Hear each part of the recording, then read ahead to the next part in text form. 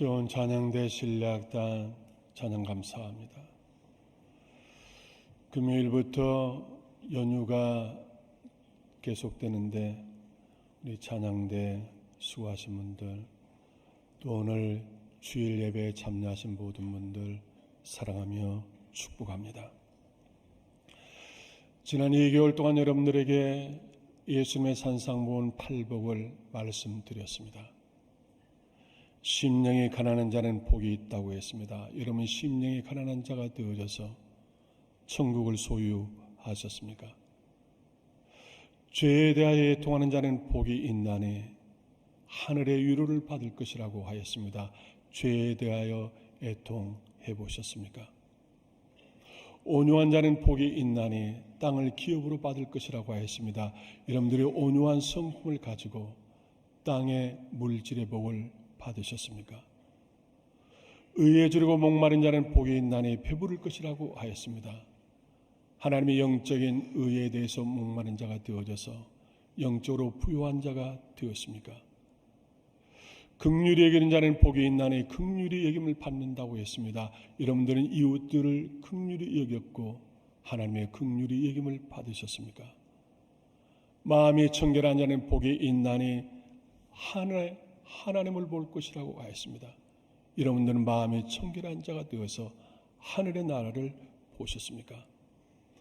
하나님과 이웃과 화평한 자는 복이 있다고 했습니다. 여러분들은 하나님과 영적으로 화평하고 이웃과 화평을 해보셨습니까? 오늘 이제 마지막 8번째, 박해를 받는 자는 복이 있나니 천국이 그들의 것임이라고 말씀하셨습니다. 기독교는 박해의 역사입니다.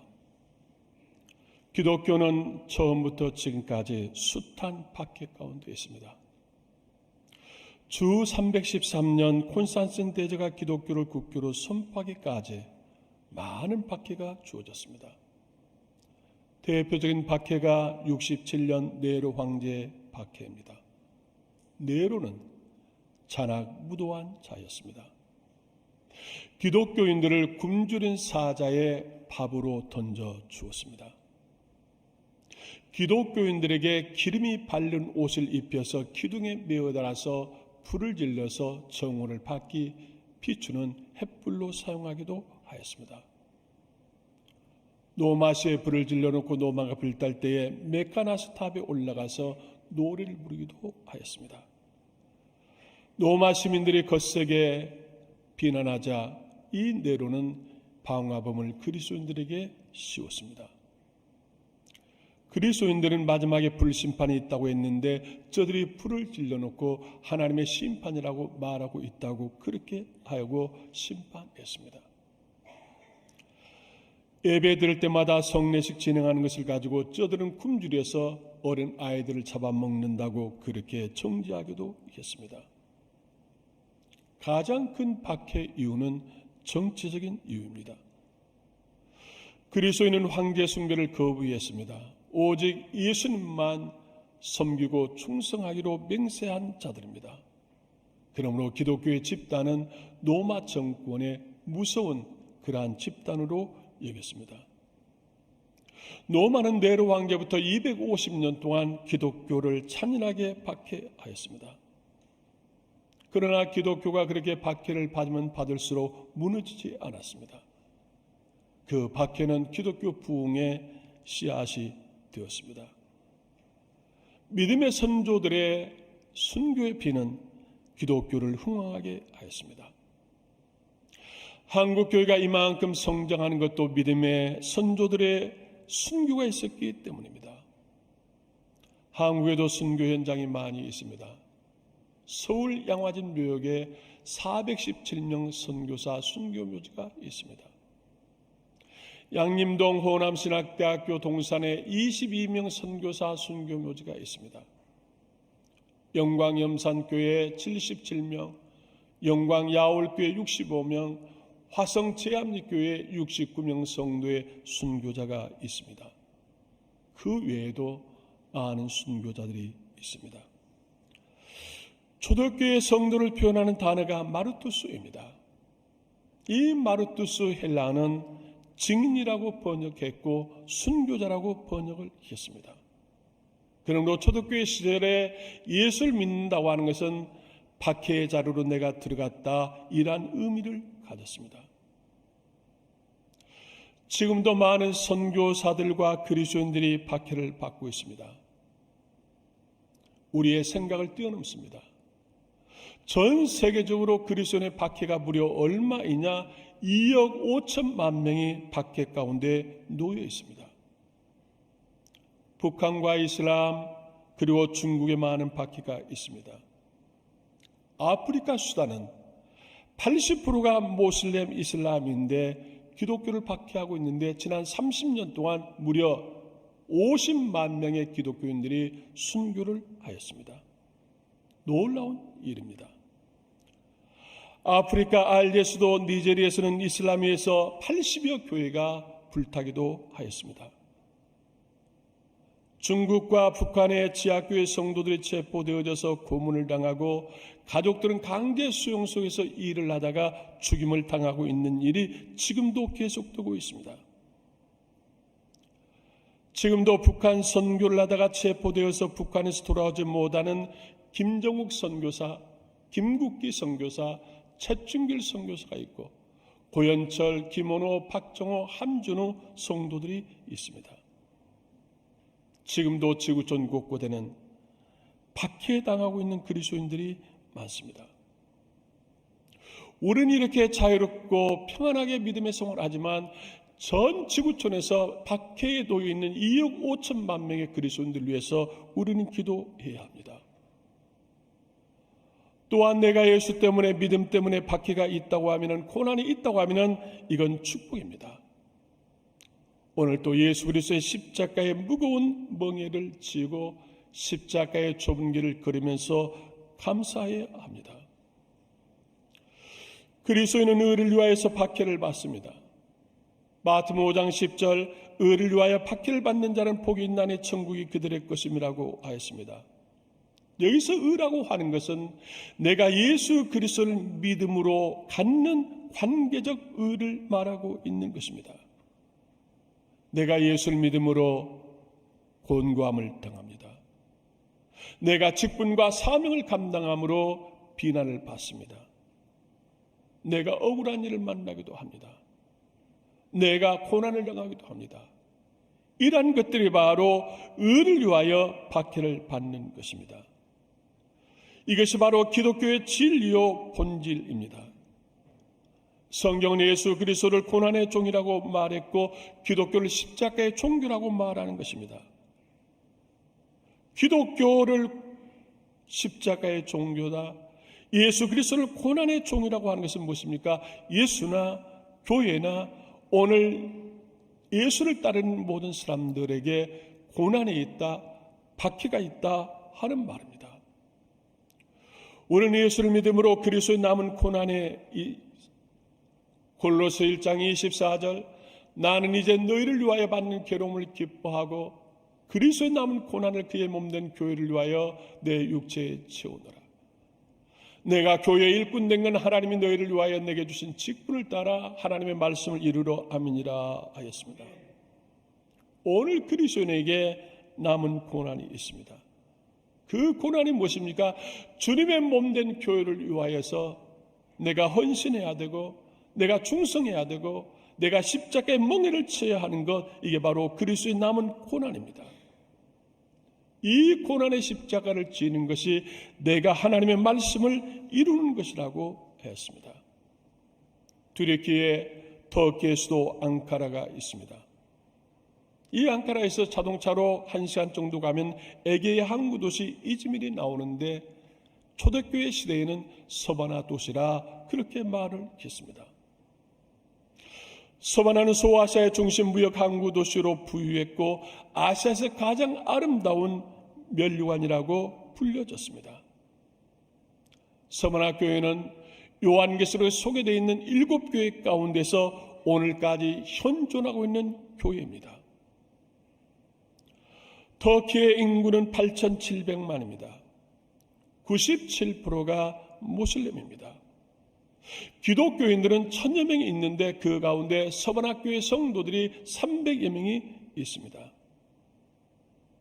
서번학교에는 2000년 동안 핍박 가운데 있습니다. 서문학교의 감독 폴리갑이 155년 2월 23일 토요일에 순교하였습니다. 당시 가이사 황제를 신으로 숭배할 때에 이 서문학교의 폴리갑과 서문학교의 성도들은 가이사 황제를 숭배하지 않았습니다. 환란이 일어납니다. 폴리갑 감독, 폴리갑 목사님을 사랑하는 성도들이 폴리갑에게 말합니다. 지금 여기 있다가는 죽음을 면할 길이 없습니다. 그러므로 잠시 시골 농가에서 숨어 지내자고 권유합니다. 폴리갑은 자기를 사랑하는 성도들에 의해서 한 농가에서 은둔을 했습니다. 그런데 안타까운 것은 그 교회 성도 하나가 밀고를 해서 이 폴리갑은 체포되어지고 총독 앞에 끌려 나왔습니다. 이때 총독은 폴리갑에게 마지막 기회를 주었습니다. 내가 당신에게 마지막 기회를 주는데 예수 그리스도를 부인하고 가이사 황제에게 절을 하면 당신의 목숨을 살려주겠다고 하였습니다. 이때 폴리갑은 유명한 말을 남겼습니다. 내가 지난 86년 동안 예수를 믿어왔는데 예수님은 단 한 번도 나를 모른다고 말씀하지 않았습니다. 그런데 내 어찌 주님을 모른다고 부인할 수 있겠습니까? 하고 거절했습니다. 이 일로 말미암아 폴리갑은 불에 타 죽음을 당하고 말았습니다. 폴리갑의 순교로 말미암아서 이 서문학교는 대환란이 시작됩니다. 모든 성도들이 직장에서 쫓겨났습니다. 사업들은 빼앗겼습니다. 성도들의 생활은 궁핍했고 어려웠습니다. 이건 서문학교회뿐만 아니라 그 당시 초대교회가 직면했던 고난들이었습니다. 그러나 서문학교의 성도들은 비록 그러한 환난 가운데서 모든 걸 다 잃었지만 그러나 영적으로 부유한 자였습니다. 시험과 고난, 나의 가족과 이웃이 어제 죽었지만 오늘 또 믿음을 가지고 기뻐하고 감사하며 승리한 교회가 서문학교회입니다. 아시아 7교회 가운데서 서문학교회만 오늘까지 현존하고 나머지 교회는 다 무너지고 말았습니다. 1991년 7월 주일날 제가 서문학교에서 주일 예배를 인도한 적이 있었습니다. 서문학교회 목사님과 300여 명의 성도들과 같이 예배를 드렸습니다. 이때 서문학교의 성도들은 긍지를 가지고 자랑스럽게 말을 했습니다. 우리에게는 예수님이 주신 말씀이 있습니다. 내가 죽도록 충성하라 그리하면 생명의 멸관을 주리라고 말씀하신 이 말씀을 우리는 붙잡고 폴리갑 감독처럼 죽음을 각오하고 믿음의 생활을 하고 있습니다. 그렇게 강조한 것입니다. 그분들과 대화를 나누면서 그들은 신실한 믿음의 사람이요 죽도록 충성하는 사람들이며 사랑이 넘치는 사람임을 알았습니다. 저는 거기서 우리 교회와 한국교회를 위해서 기도했습니다. 우리 교회와 한국교회가 서문학교회처럼 죽도록 충성하는 성도들, 사랑이 넘치는 성도들, 어떠한 시험과 고난 가운데서도 하나님 앞에 영적 사한 제사를 드리는 예배자가 되게 해달라고 기도하기도 하였습니다. 박해를 받는 자가 복이 있다고 성경은 말합니다. 오늘 마태복음 5장 10절 의를 위하여 박해를 받는 자는 복이 있나니 천국이 그들의 것임이라고 하는 것입니다. 박해를 받는 자에게 하나님이 천국의 복을 주신다고 하는 것입니다. 그러면 천국의 복은 무엇입니까? 박해는 진실한 성도를 구별합니다. 박해는 알곡과 쭉정이를 구별하는 기절입니다. 핍박을 견디지 못한 사람들은 구원받지 못합니다. 그래서 이런 말을 합니다. 교인은 예수를 따라 감람산까지는 갈 수 있으나 갈보리까지는 갈 수 없다 하는 말을 합니다. 교인들은 하나님 앞에 기도하기 위해서 감람산, 기도의 겟세마네 동산까지는 갈 수 있습니다. 그러나 십자가를 지하는 갈보리 산상까지는 가지 않는다고 하는 것입니다. 십자가 갈보리 위에까지 가는 사람이 바로 진실한 그리스도이요 그리스도의 제자입니다. 풀무에서 순금이 나오듯이 핍박에서 순결한 믿음이 나오는 것입니다. 박해로 정결하게 되며 그리스도를 닮는 제자가 됩니다. 로마서 8장 18절 생각하건대 현재의 고난은 장차 우리에게 나타날 영광과 비교할 수 없도다고 하였습니다.